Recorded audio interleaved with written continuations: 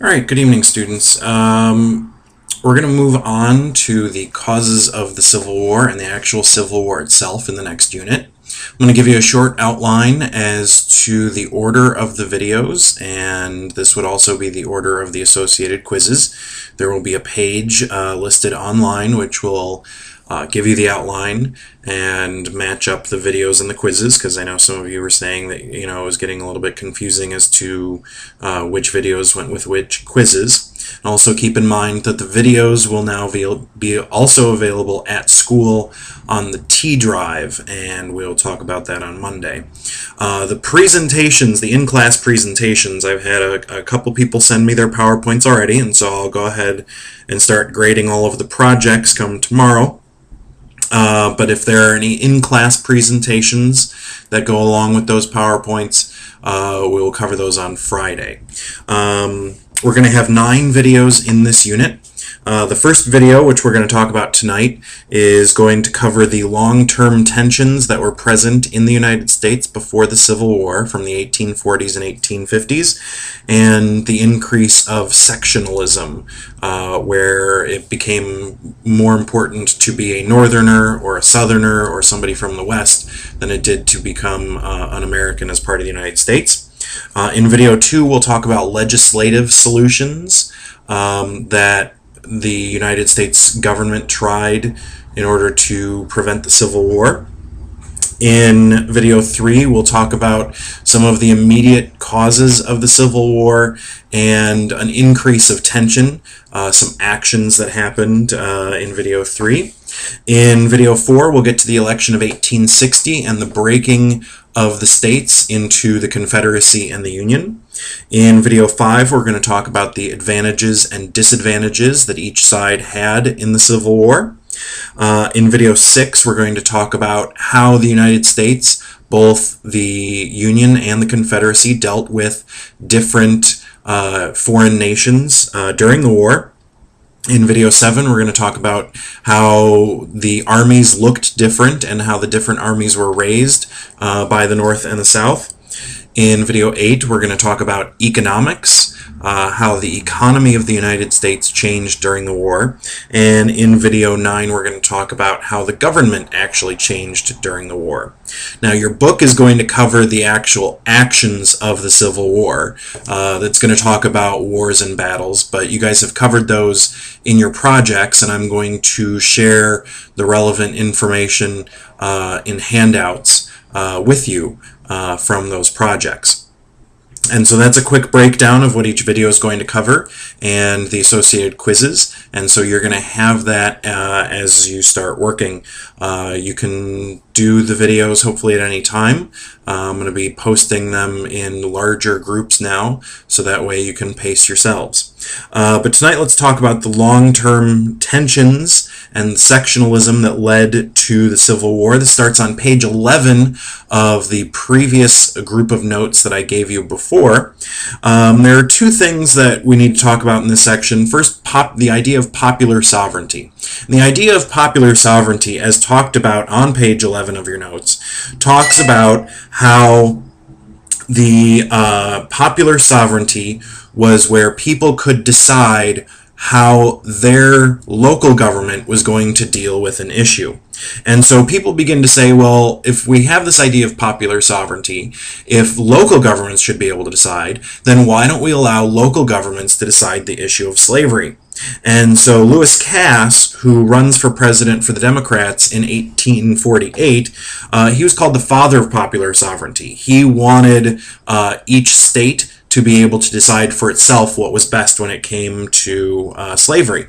This was kind of a way of avoiding the whole issue. Why should the entire United States have to deal with slavery? Why can't each state, why can't each territory deal with this? But what we'll see is that this really doesn't help anything. We had the Wilmot Proviso, which tried to outlaw slavery in all of the territories of the Mexican Cession, and that didn't pass. And so we're trying to come up with another solution. On page 12, you can kind of see how the election of 1848 broke down. We had for the Democrats Lewis Cass, who was the father of popular sovereignty, who campaigned on an idea that each state should be able to decide for itself how they were going to deal with the slavery issue. We have Zachary Taylor, who was the hero of the Mexican-American War, the hero of Buena Vista, and he didn't really take a stand on the slavery issue. He tried to avoid it in his campaign.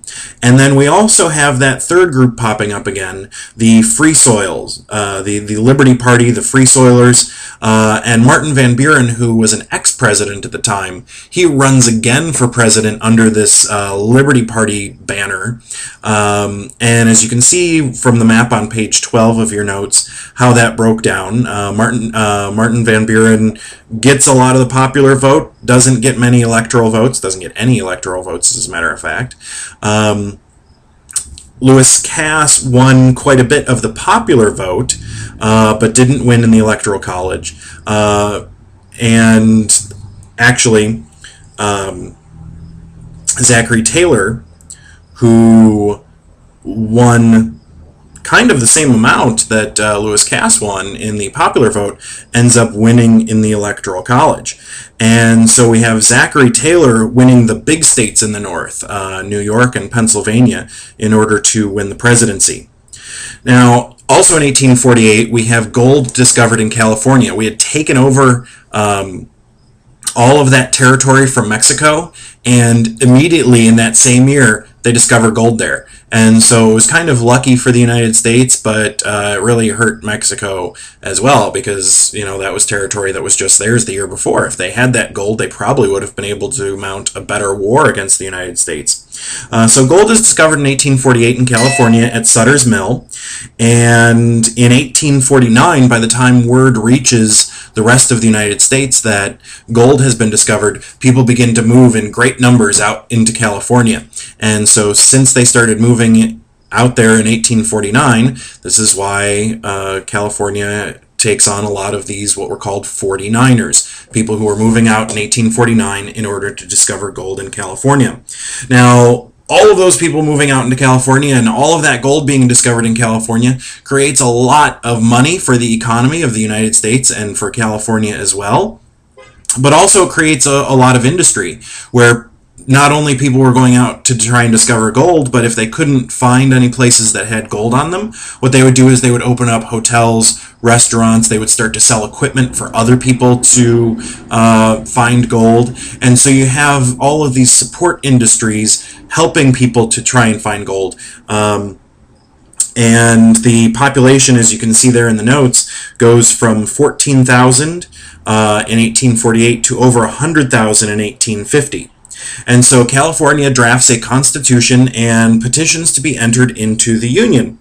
The problem is that there is no balance when it comes to slave states and free states if California is going to enter. The South wanted to keep that balance because they wanted to keep control of the House of Representatives, as we've talked about before. The issue, that balance would also help them have a fair shot at the presidency every time. And in 1850, there were 15 free states and 15 slave states, and so California would upset that balance, because California, they weren't looking for a place to grow cotton, they were looking for a place to find gold. And so when California applies to enter the Union, a lot of Southerners said, well, this is the time to leave the Union because we're not going to be able to maintain that balance, and we want California, and the North really wants California to be a state. The other problem is that there were a lot of fugitive slaves. We've talked about the Underground Railroad before, but slaves were escaping into the North, and the South wanted the North to enforce the law that they had to return those slaves back to the South. And so we talk about Harriet Tubman in this section, but those are the two major things that are creating a lot of tension for the South during this time. We have California wanting to enter as a free state, and we also have fugitive slaves escaping from the South, going to the North, and the Northerners refusing to return them. By 1850, we're talking about 1,000 runaway slaves per year. And so in the next video, we're going to take a look at some of those solutions that we can come up with to get California into the Union and hopefully fix that fugitive slave problem.